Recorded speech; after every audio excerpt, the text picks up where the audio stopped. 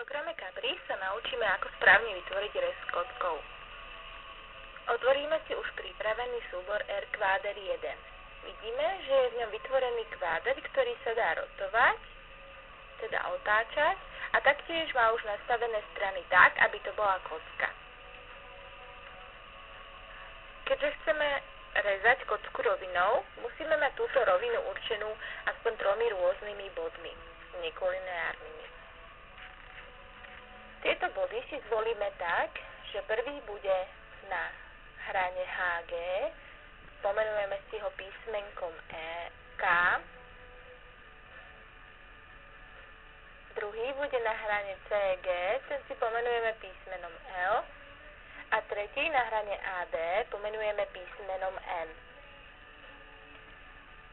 Trošku si upravíme pomenovania bodov, aby boli dobre viditeľné a aby nám neprekážali. Pristúpime k tvorbe samotného rezu. Spojíme si priamku KL, teda vytvoríme si ju.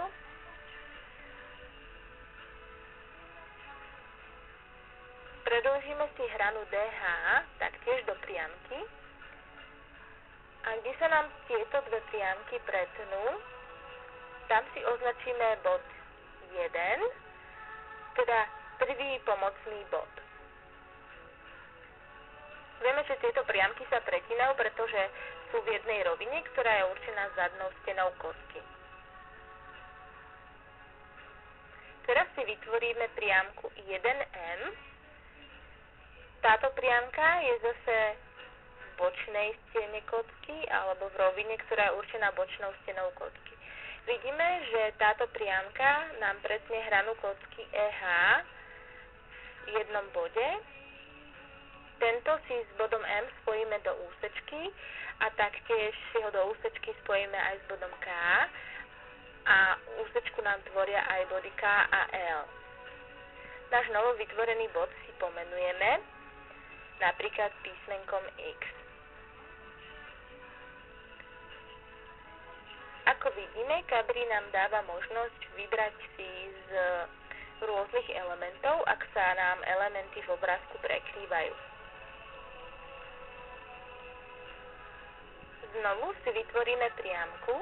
Tentokrát si spojíme body CD do priamky,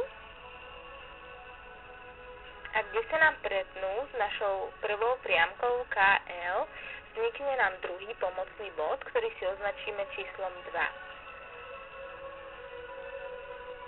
Vidíme, že tento bod leží tak, ako v rovine určenej zadnou stenou kocky, takisto leží v rovine určenej spodnou stenou kocky.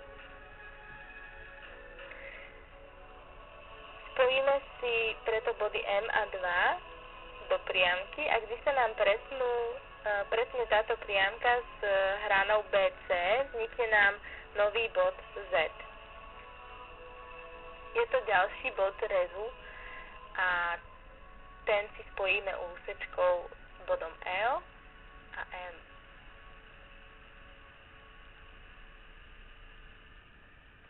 Program Cabri nám umožňuje schovať prvky, ktoré sa nám už nehodia v obrázku. Teda si schováme všetky naše priamky a aj pomocné body 1, 2.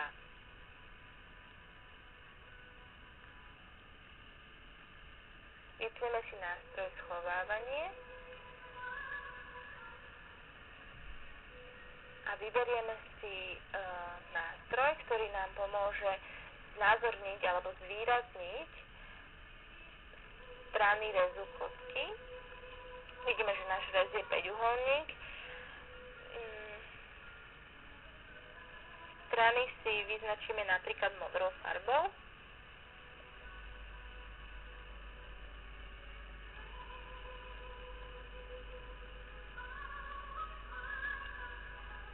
Keďže nie sú až tak dobre viditeľné, tak im trošku aj zmeníme hrúbku tým čiarám alebo úsečkám. A máme hotový náš rez. Chceme si ho však vyfarbiť a to sa nám podarí pomocou nástroja Polygon, kedy si spojíme všetky body rezu do útvaru, v našom prípade 5-uholník, a tento si znovu pomocou nástroja Fill vyfarbíme napríklad svetlou farbou.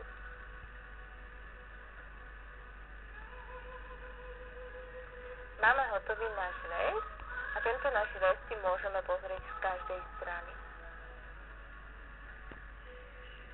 Dúfam, že táto ukážka bola dostatočne názorná a že vám pomohla pri učení a určovaní rezov kotky.